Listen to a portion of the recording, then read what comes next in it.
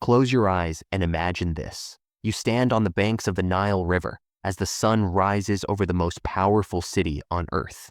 The air is thick with incense, frankincense, and myrrh, burning in 1,000 temples. Around you, workers chant in unison as they haul massive stone blocks, destined to become monuments that will stand for millennia. This is Thebes in 1500 BC, the heart of the New Kingdom, the capital of an empire that stretched from Nubia to Syria, a city of over 80,000 souls, more populous than any settlement in Europe would be for another 1,000 years. Today, using advanced AI technology, we have transformed ancient papyri, hieroglyphic inscriptions, archaeological evidence, and tomb paintings into photorealistic 4K scenes. You won't just hear about ancient Egypt's golden age. You will walk its streets, stand before its pharaohs, and witness the civilization that built eternity itself. Welcome to Thebes. Welcome to 1500 BC. Welcome to the city where gods walked among men. To understand why the world stood in awe of Thebes, we must first understand that by 1500 BC, this city was living through what historians call the Golden Age of Egypt, the height of the 18th dynasty of the New Kingdom. Just 50 years earlier, Egypt had driven out the foreign Hyksos rulers who had occupied the delta. Now, under the warrior pharaohs of the New Kingdom, Ahmose I, Amenhotep I, and the legendary Thutmose I, Egypt was not just independent, it was an imperial superpower. This is the Nile River, the lifeblood of civilization itself. Without this river, Egypt would be nothing but endless desert, but with it, Egypt became the wealthiest nation in the ancient world. Looking at this AI reconstruction based on archaeological surveys and ancient maps, we can see how Thebes was divided into two distinct worlds by the river. On the east bank lay the city of the living, a bustling metropolis of temples, palaces, markets, and workshops. On the west bank stood the city of the dead, the necropolis where pharaohs and nobles were prepared for eternity. But what made Thebes truly exceptional was not just its size or wealth. It was the beating heart of a global machine built on 5 pillars of supremacy. Let's walk through them. The first pillar was the divine mandate.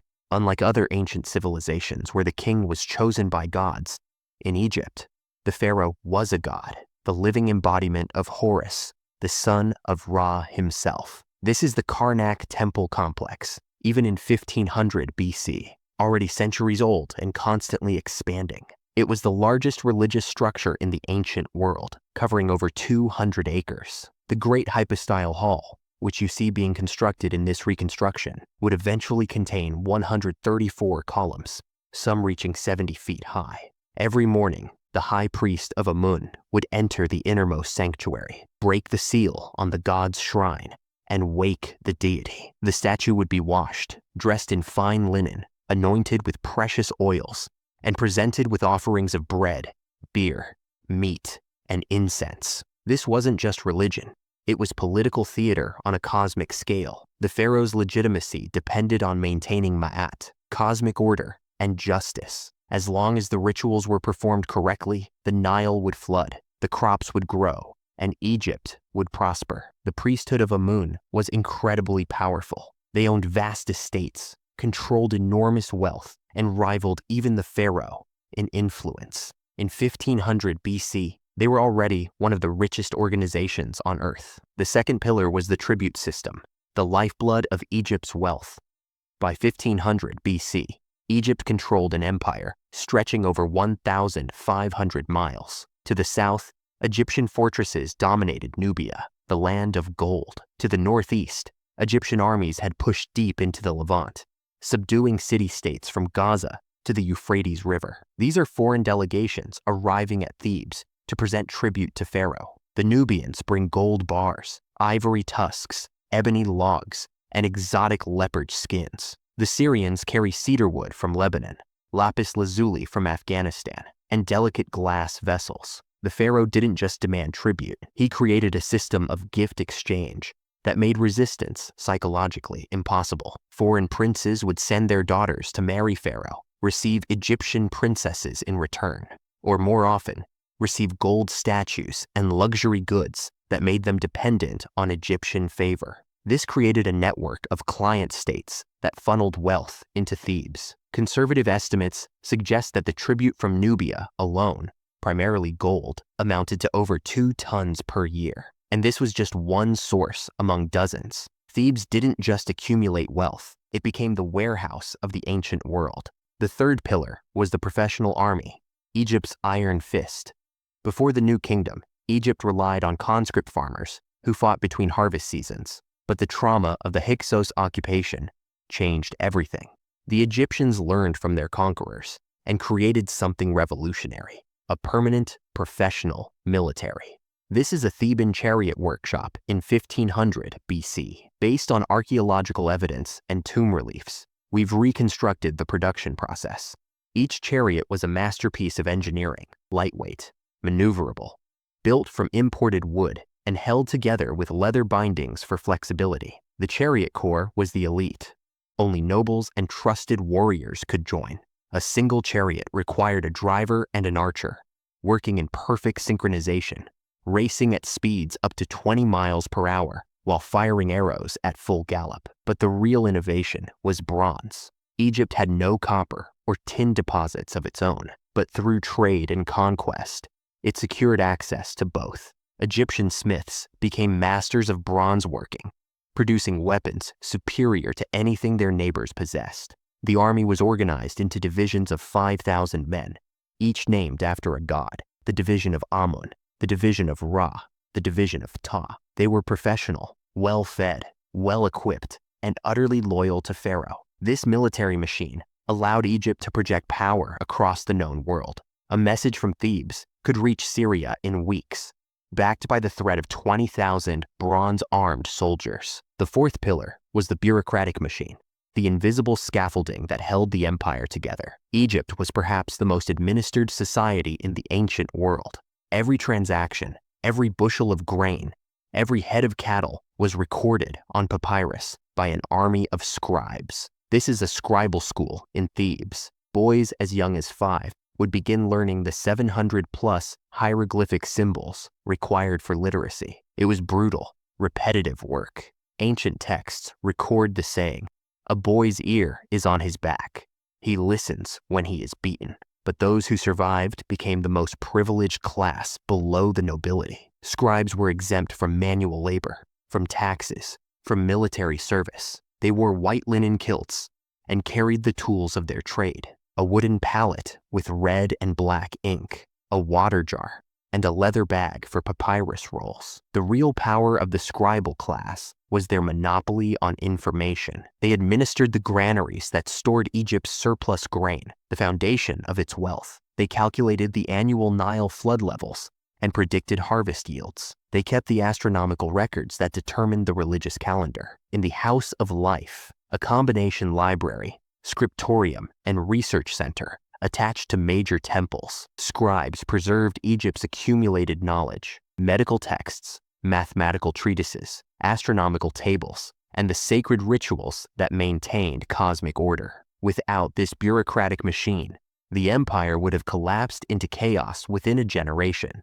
The fifth and most crucial pillar was the Nile flood cycle, the miracle that made everything else possible. Every year, like clockwork, the Nile would begin to rise in mid-July. By September, it would overflow its banks, depositing rich black silt across the floodplain. When the waters receded in October, Egypt had the most fertile farmland on Earth. This agricultural surplus was staggering. A single-family farm could produce 3 times what it needed to survive. Teams of workers moved through the fields with wooden sickles, cutting barley and emmer wheat. Behind them, gleaners, often women and children, collect every fallen grain. Nothing is wasted. The grain is threshed by having cattle walk over it, then winnowed by throwing it into the air so the wind carries away the chaff. Finally, it's measured by government scribes using standardized wooden measures, taxed at roughly 10%, and stored in massive mud brick granaries. In 1500 BC, Egypt had enjoyed decades of perfect floods. Thebes was living in a golden age that would never be matched again. Imagine standing on the eastern bank of the Nile just after dawn in 1500 BC. The first thing you notice is the sound. Thousands of voices creating a constant hum of human activity. Fishermen are already out on the river in papyrus reed boats, casting nets woven from flax. Thebes consumed enormous quantities of fish, perch, catfish, and tilapia, which provided protein for those who couldn't afford meat. Watch these washerwomen beating laundry against flat rocks at the water's edge. Cleanliness was sacred in Egypt. Even the poorest citizens bathed regularly. The wealthy used natron, a natural salt, as soap, along with perfumed oils to combat the dryness. And here, cargo vessels are being unloaded. These aren't small boats. Some are 100 feet long, capable of carrying 60 tons. They bring limestone from Tura, granite from Aswan, and luxury goods from across the empire. The Nile wasn't just a river, it was Egypt's highway, its irrigation system, its food source, and its defensive moat all in one. Without it, Thebes would be nothing. Now let's move into the heart of the city, the marketplace. Egypt didn't use money in 1500 BC. Instead, trade operated on a barter system based on standardized values. A commodity called a deben, roughly 91 grams of copper, served as the unit of account. A simple linen tunic might be worth 5 deben, a cow, 120 deben, a slave. Yes, Egypt had slaves, primarily war captives, could cost 400 deben or more. A man wants to buy a large jar of honey, a luxury item worth about 15 deben. He doesn't have honey to trade, so he offers a combination: a small amount of silver worth 10 deben, a pair of sandals, 3 deben, and a copper bowl, 2 deben. The seller examines each item, they negotiate, and eventually agree. Notice the diversity of people. Egypt was remarkably cosmopolitan. You'd see Nubians with their distinctive facial scarification, Libyans with feathered headdresses, Asiatic traders in colorful woven garments, and Egyptians in simple white linen. The smells would be overwhelming: grilled fish, roasting meat, the sweetness of dates and figs, the pungent aroma of garlic and onions that Egyptian workers consumed in massive quantities, and underlying it all, the smell of human sweat and animal dung, used as fuel. Food was abundant for those who could afford it. Bread in dozens of varieties. Beer, which was safer to drink than water. Vegetables like lettuce, cucumbers, and lentils. And fruits, including pomegranates, grapes, and melons. But there was a dark reality beneath the bustle. The wealth of Thebes was built on the labor of the masses. The gap between the elite and the workers was a chasm as wide as the Nile itself. This is a workers' village on the edge of Thebes, of Deir el-Medina, the village that housed the craftsmen who built the royal tombs. These aren't slaves, they're skilled workers, stonecutters, painters, sculptors, plasterers, paid by the state in rations of grain, beer, oil, and occasionally luxury goods. Each house is small, maybe 700 square feet, but ingeniously designed. You enter through a front room that serves as a reception area. Behind it, a central room with a raised platform where the family would sit, eat, and sometimes sleep. Further back, a kitchen with a clay oven and storage rooms for grain and tools. Notice the lack of windows. In the scorching Egyptian summer, when temperatures could exceed 110 degrees Fahrenheit, houses were built to stay cool. Thick mud brick walls absorbed heat during the day and released it at night. Small, high windows allowed air circulation without letting in too much sun. Life was hard, but structured. Work began at dawn and lasted until midday. When the heat became unbearable, workers would rest, eat, and wait for the temperature to drop before resuming for a few more hours. The diet was monotonous: bread, beer, onions, and occasionally fish or vegetables. Meat was a rare luxury reserved for festivals. But there was a surprising amount of leisure time. Egypt had numerous religious festivals, over 60 days per year when no work was done. Children played with simple toys, balls made of papyrus, dolls carved from wood, spinning tops. Girls learned to grind grain, bake bread, and weave linen from their mothers. Boys learned their father's trade, unless they were lucky enough to be sent to Scribal school. Medical care was surprisingly advanced. Egyptian doctors could set broken bones, perform surgery, treat infections, and even attempt dentistry. They had a vast pharmacopoeia of herbs and minerals. but they also believed disease was caused by demons and prescribed spells alongside medicine.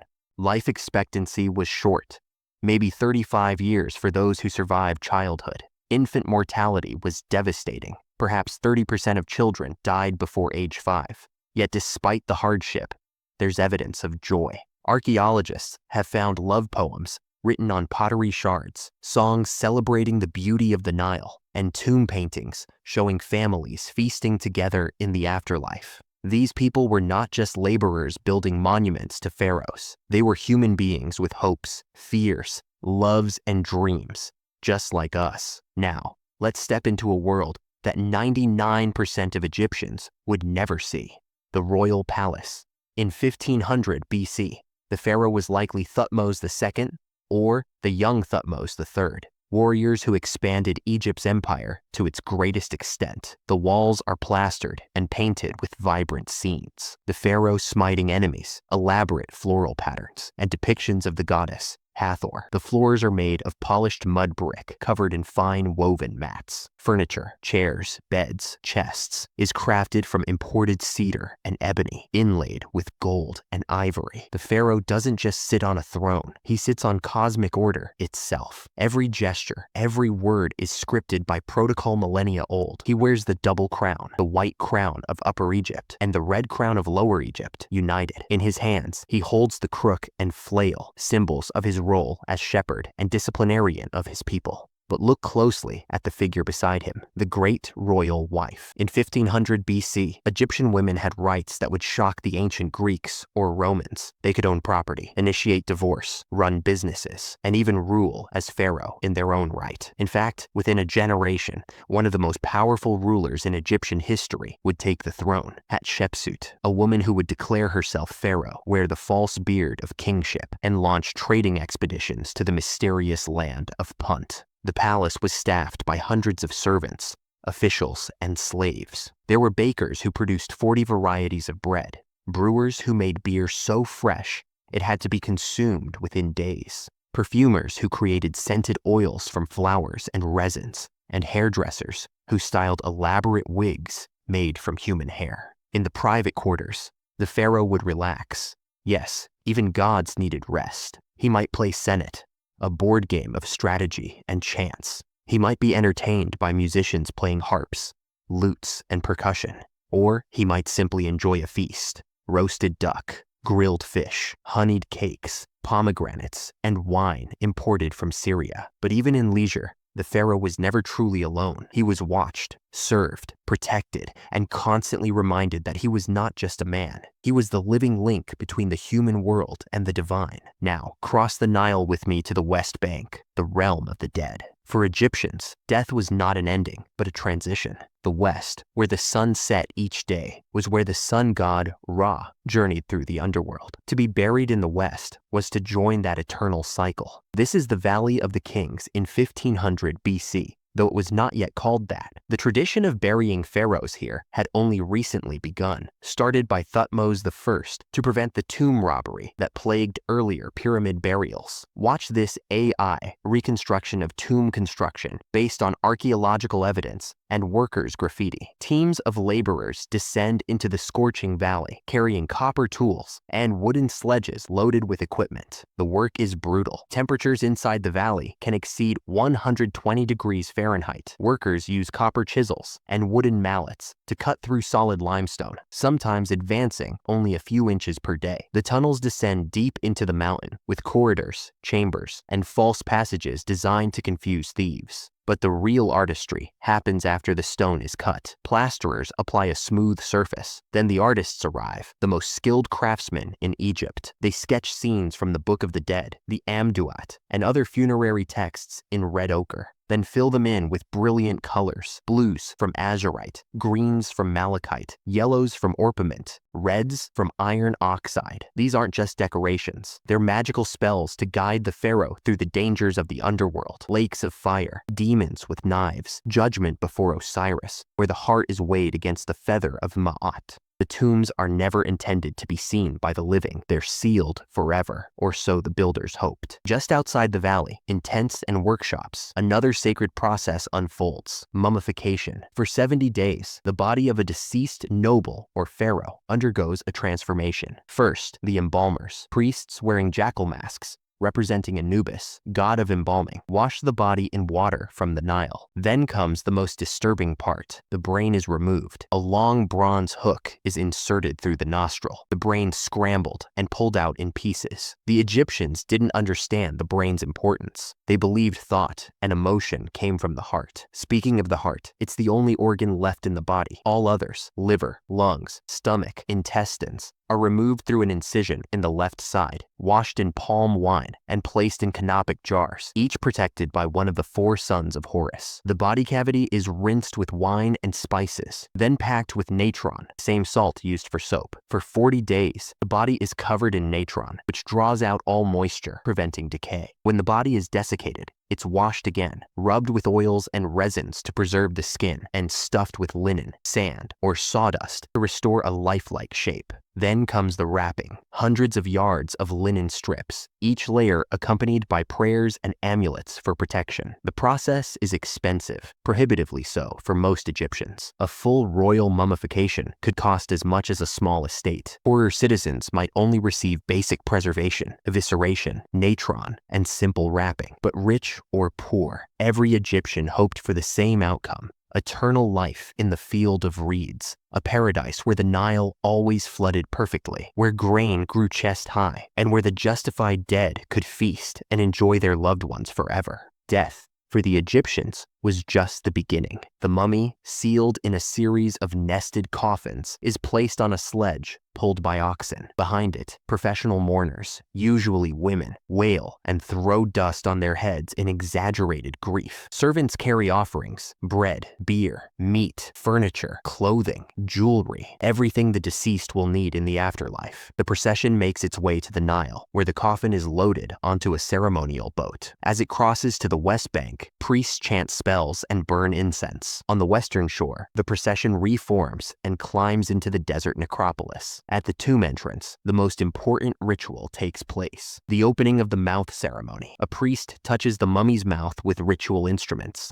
opening it so the deceased can breathe, eat, drink, and speak in the afterlife. Offerings are made, prayers recited, and finally, the mummy is sealed in the tomb with all its treasures. The entrance is plastered over, hidden, and the living return to the east, to the land of the sun, leaving the dead to their eternal journey. But here's the tragic irony. Despite all this effort, almost every royal tomb in the Valley of the Kings was robbed within a few generations. The treasures meant to last forever were stolen, the mummies desecrated, the magical spells rendered useless. Only one tomb escaped largely intact: the tomb of a minor boy king who died young and was largely forgotten by history, Tutankhamun. His tomb, discovered in 1922, gave the world a glimpse of the unimaginable wealth buried with Egypt's greatest pharaohs. Everything else is gone, scattered to the winds of 3 millennia. By 1500 BC, Thebes stood at the apex of power. But even golden ages must end. Within a century, cracks would begin to appear in the foundation. The priesthood of Amun would grow so powerful, they'd rival the pharaoh himself. Queens like Hatshepsut would challenge the male monopoly on divine kingship. Heretic pharaohs like Akhenaten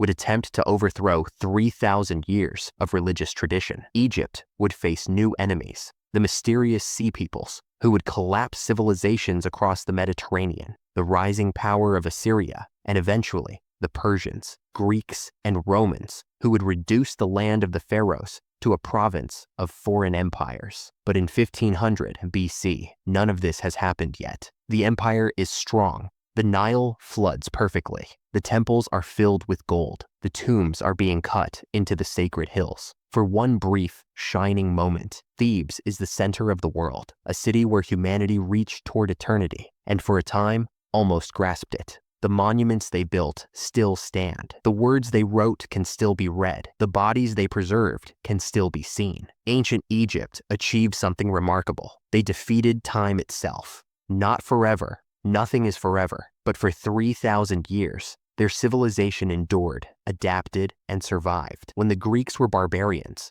and Rome was a village of mud huts. Egypt was already ancient. When the pyramids were built, they were as old to Cleopatra as Cleopatra is to us. That is the true legacy of Thebes in 1500 BC. Not just the gold or the temples, but the audacious belief that humans could build for eternity, and the stunning fact that at least partially they were right. Modern connection and conclusion. Today, Thebes is known as Luxor. The temples of Karnak and Luxor still stand, though now they're surrounded by hotels and tourist shops instead of mud brick houses. The Valley of the Kings is a UNESCO World Heritage Site, visited by millions.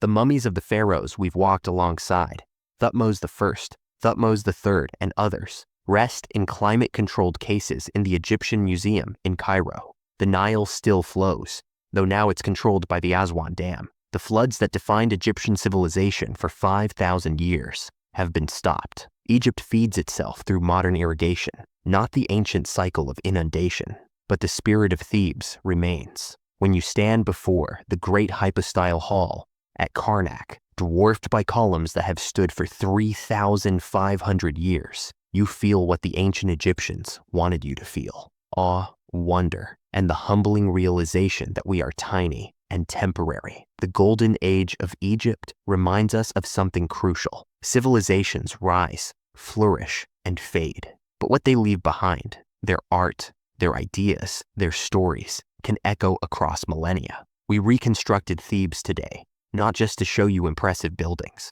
but to remind you that the past was real. These were real people, people who loved, feared, dreamed, and died just like we do. They just happened to believe they could build forever, and in a way, they did. If you enjoyed this ancient Egypt's golden age, let us know in the comments. Which ancient civilization should we bring back to life next? Should we walk the streets of ancient Rome at the height of the empire, witness the construction of the Great Wall of China, stand inside the Hanging Gardens of Babylon, or perhaps explore the mysterious cities of the Maya? The past is waiting to be reborn, and together we'll keep history alive. I'm Ray, watching the past so we can understand the present. Subscribe our channel for more photorealistic AI historical reconstructions every week. I'll see you in the next era.